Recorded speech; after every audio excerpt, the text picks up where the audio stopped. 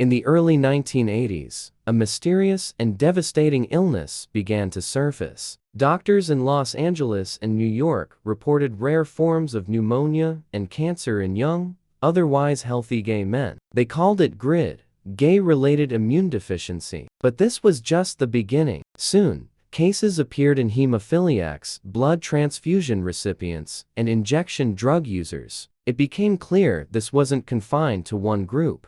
By 1982, the world had a new name for this terrifying disease: acquired immunodeficiency syndrome, or AIDS. The cause? A newly identified virus called HIV, the human immunodeficiency virus. Imagine living in a world where a new disease is spreading, and nobody knows how. Fear and misinformation ran rampant. The media fueled the panic, often portraying AIDS as a gay plague, a punishment for a certain lifestyle. This stigma was incredibly damaging. People lost their jobs, their homes, and were abandoned by their families. Hospitals sometimes refused to treat patients. Children with AIDS were barred from attending school. It was a time of profound social and moral panic, where fear often overshadowed compassion. This wasn't just a health crisis, it was a human rights crisis. The initial response from governments, particularly in the United States, was tragically slow. President Ronald Reagan didn't publicly mention the word AIDS until 1985,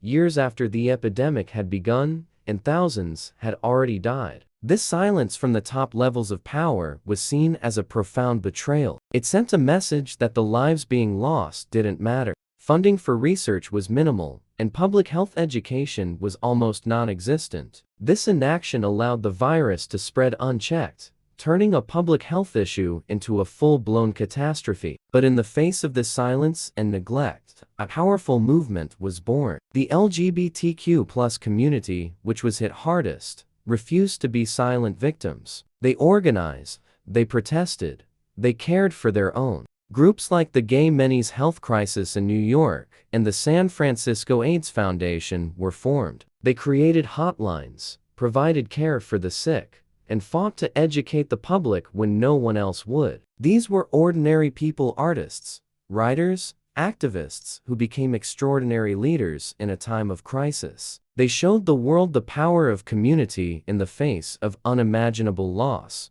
One of the most iconic and powerful activist groups to emerge was ACT UP, the AIDS Coalition to Unleash Power. Their motto was "Silence equals death," and they lived it. They were confrontational, they were loud, and they were brilliant. They staged die-ins on Wall Street to protest the high cost of drugs. They shut down the FDA to demand faster drug approval processes, and they infiltrated medical conferences to challenge scientists directly. ACT UP combined art, media savvy, and civil disobedience to force the world to pay attention. They weren't just asking for change, they were demanding it, and they got results. One of the key battles was for access to treatment. In the early years, an AIDS diagnosis was a death sentence. There were no effective treatments. The first drug, AZT, was approved in 1987, but it had severe side effects and was incredibly expensive, costing around $10,000 a year. ACT UP and other activists fought tirelessly to speed up the research and approval of new drugs, and to make them affordable.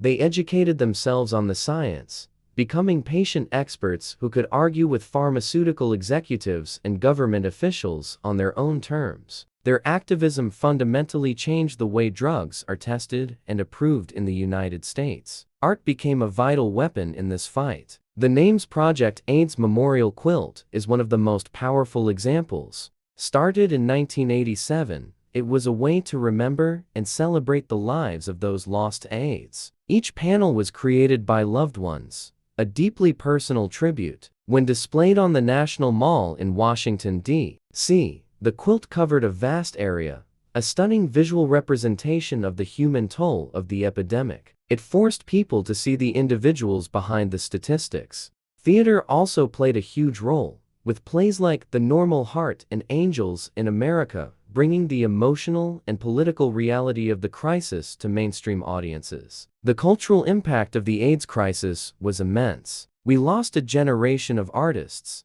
dancers, designers, and thinkers. Imagine the music, the literature, the art that was never created. The world of fashion lost figures like Halston and Willie Smith. The art world lost Keith Haring and Robert Mapplethorpe. Queen frontman Freddie Mercury's death in 1991 brought the reality of AIDS into homes across the globe. His passing was a turning point, helping to humanize the disease for millions and sparking a new wave of awareness and fundraising. The loss was immeasurable, and its echoes are still felt in our culture today. Thanks to the relentless pressure from activists, the mid-1990s brought a breakthrough. The development of highly active antiretroviral therapy, or HAART, changed everything. This cocktail of drugs could suppress the virus to undetectable levels, allowing people's immune systems to recover. For the first time, HIV was no longer an immediate death sentence. It became a manageable, chronic condition. This was a monumental scientific achievement,